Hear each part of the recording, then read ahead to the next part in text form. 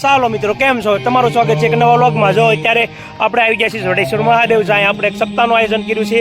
વાસુરભાઈ રામભાઈ સૈડા, જો તમને હાલો, જો અહીંયા આપણે રિક્ષા અને પાણીના બધા કેરબા આવી ગયા છીએ. અને જો આ શ્રીમદ ભાગવત સપ્તાહ જ્ઞાન, જેના આપણે શાસ્ત્રી શ્રી પરમ પૂજ્ય શ્રી જનક મહેતા ડોડિયાણાવાળા જો, અને સાઈડમાં બધી ખુરશીઓ રાખેલી છે, સોફા રાખેલા છે. અને જો પાણીના ફુવારા હોતા ને, જે ગરમી ન થાય તો ફુવારા, અને ફૂલ વોટરપ્રૂફ ડોમ બનાવવામાં આવ્યો છે. આ રીતનું બધું આયોજન છે. જો હાલ તમને દેખાડું. જો આ રીતે કાંક અંદર જવાનું, જો બહુ મસ્ત આયોજન છે, તમે જોઈ શકો છો. જો આપણે અહીંયા અત્યારે પોથીયાત્રીની તૈયારી ફૂલ હાલે છે. આ તો આપણે પહેલાં અહીંયા ઉતારી દેવી. જો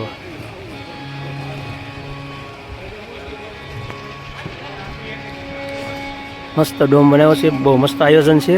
જો આ બધા કુલર બુલર સાઉન્ડવાળા દાદા, આ બધા કલાકારો.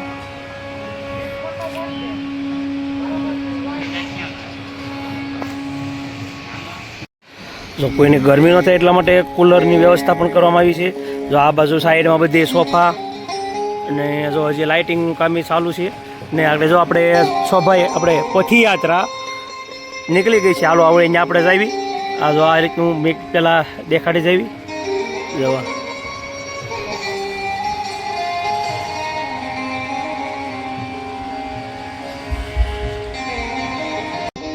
જ્ઞાન યજ્ઞની રાહ આપા ડેરના મોક્ષાર્થે રાખેલ છે, જે સૈડા પરિવાર દ્વારા આયોજિત છે. જવા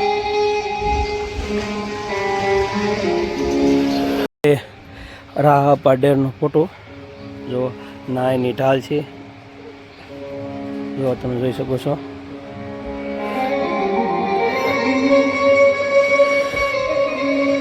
ને આ રીતે કાંઈક મસ્ત આયોજન કરેલું છે.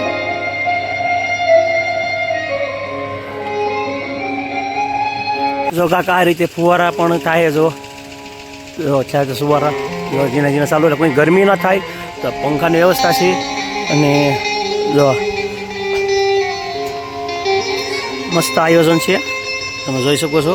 હાલો હવે આપણે જે પોથયાત્રા શરૂઆત થઈ ગઈ છે, હવે આપણે ત્યાં જ આવી. તો પોથયાત્રા શરૂ થઈ ગઈ છે.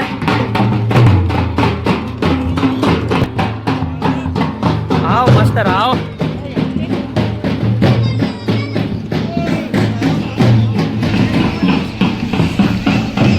જો પોથયાત્રા નાના બાળકો. હા ભાઈ વાહ.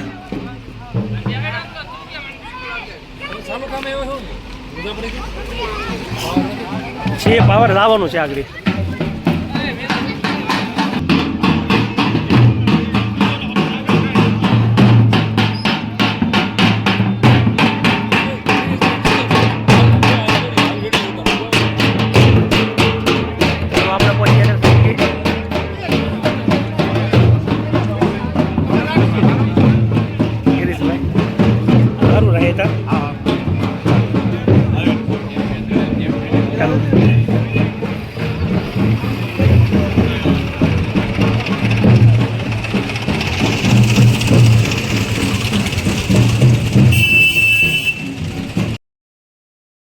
પોથયાત્રા શરૂ થઈ ગઈ છે. અને જો આ ઘોડા બધા,